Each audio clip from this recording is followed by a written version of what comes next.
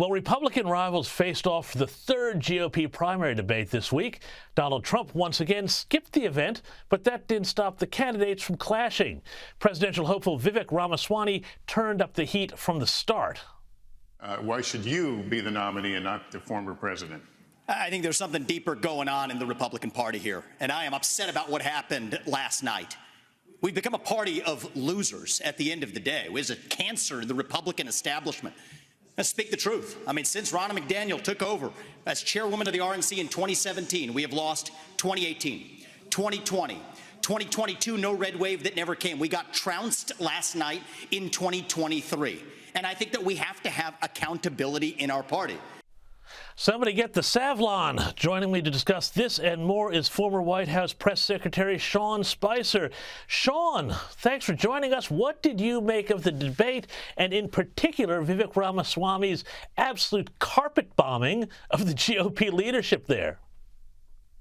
So I think that with respect to Vivek's sort of carpet bombing, as you put it, he probably got some viral clips. I think he did very well online. I think the base that is already with him guaranteed applauded him.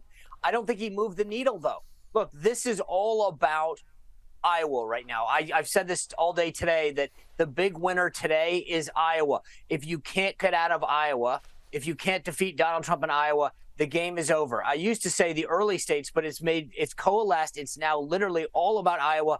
Last night, I don't see anyone who moved the needle significantly to affect the caucus goers in Iowa. And just to be clear, every one of these candidates has staked their flag there and saying, if I don't do well in Iowa, I'm out, right? Trump is up right now. The latest poll in Iowa, 43. The next closest two people are Haley and DeSantis at 16. Look, I will say this on a positive note. That was probably the most substantive debate that we've had so far. I got to hear some good issues. I got to hear how these candidates differ from each other on everything from national security to Ukraine funding to TikTok. There was some good substantive discussion last night. I will give credit to that. But did it matter? And the answer is no. Well, so then what kind of game then is somebody like, say, Vivek Ramaswamy playing here when he just comes out and does this very combative routine? Now, as you say, it's really entertaining to watch. The grabs are fantastic. You know, like my Twitter was blowing up with them yesterday. But I'll tell you what, you've got to wonder, where does this guy go? Does he want a spot in a Trump administration? What does he think? Because he's an interesting guy, he's a smart guy, but he's kind of all over the map, and he's also been accused of being, you know, a bit of a weather vane with wherever a certain segment of the GOP is. That's right. Look, I think he might be the only person that is actually looking for a spot in a Trump administration. No one else on that. Everyone keeps saying, is this an audition for vice president? You tell me, after what you saw the last couple debates, you think Donald Trump wants Christie or Ron DeSantis or Nikki Haley? Absolutely not. And I don't think that they share that feeling. I don't think they disagree with that feeling. They don't want to be part of a Trump administration.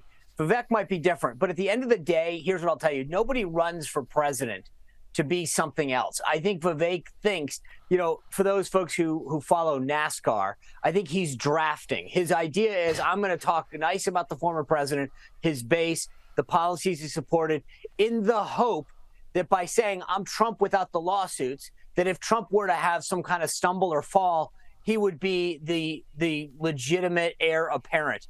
That's what he's doing. You notice he's the only one that's not going after Trump. He's actually saying, I want to be like Trump. I just don't have the baggage and the lawsuits. Now, who else, though, you know, to get beyond Vivek, who else stuck out for you? Who were the winners of this debate, and what were the interesting things that came out? I thought you mentioned Christie before. I thought what he had to say about TikTok was absolutely spot on. Yeah, I think what he said about TikTok was great. I think what he said about the 300-ship Navy, that question from Hugh Hewitt, I don't think it was necessarily, I know Hugh was looking for a number in that question, but how Christie handled that issue was really smart. He talked about the strategic need of submarines in the Indo-Pacific as a check against China and any aggression they might have towards Taiwan. That was brilliantly answered. I just think that he has cast his die already. People they think he is on a kamikaze mission to go after Trump. That being said, I think if Ron DeSantis had not gotten the endorsement of the very popular governor of Iowa, Kim Reynolds, then everybody this morning would have been talking about the performance of Nikki Haley and whether she is the person that everyone needs to coalesce around. Talk us through that, because what stuck out for you about Nikki Haley's performance?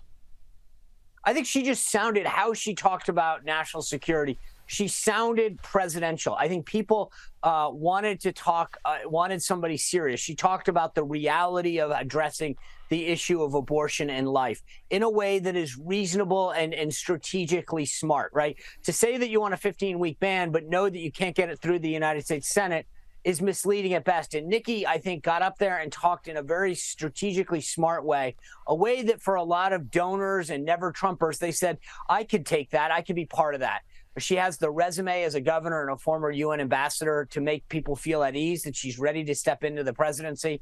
I think the way and the tone that she talks is something that a lot of people are looking for. So right now, what we're seeing isn't so much that much of a difference in policy. It's a different in tone and style that people are yearning for. They love the Trump policies. They love the Trump achievements. But for a lot of people, they say, I want Trump without the baggage. I want Trump without the attacks.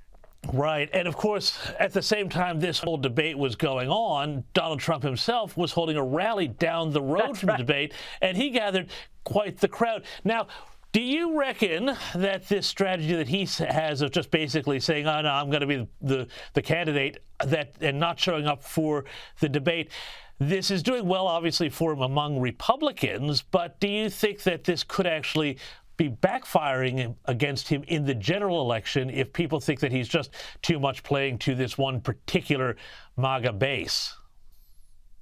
No, I think, look, you saw those polls that came out over the weekend from the New York Times, Siena College. They showed Trump in every battleground state leading, save Wisconsin, where he's within the margin of error. And remember, we don't run national primaries and we don't run national elections here. They're state run. We get electoral college votes. And right now, Donald Trump, if you do the math, would have over 300 electoral votes. You only need 270 to win. My point in this is that he understands what it takes to run against Joe Biden. He's got a plan. He's executing a message that works.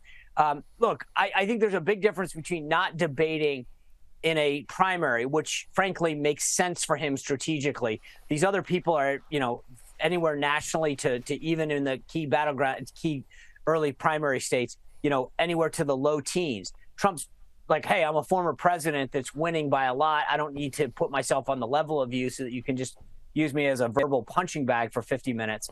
I think that's smart. Trump himself has said that he looks forward to debating Biden, and it would be a very different scenario in a general election. And that will be quite the debate. I can't wait to watch that. But Sean, before we let you go, this impeachment inquiry against Joe Biden is not going away despite everything else happening in the world. Yeah. And just hours ago, subpoenas were dropped. They've been dropped on Hunter and others, but now also on 3 of Hunter's business associates, a New York City art gallery owner, a Delaware donor, and 2 associates of Joe's brother, Jim Biden. Are we starting to see the outlines of where the case against the Bidens is going? And what impact, Sean, very quickly, do you think it's going to have on the general election? Well, I think that's the million-dollar question. Republicans have got Hunter Biden dead to right, and no one, I think, is out there defending him. He's a scumbag.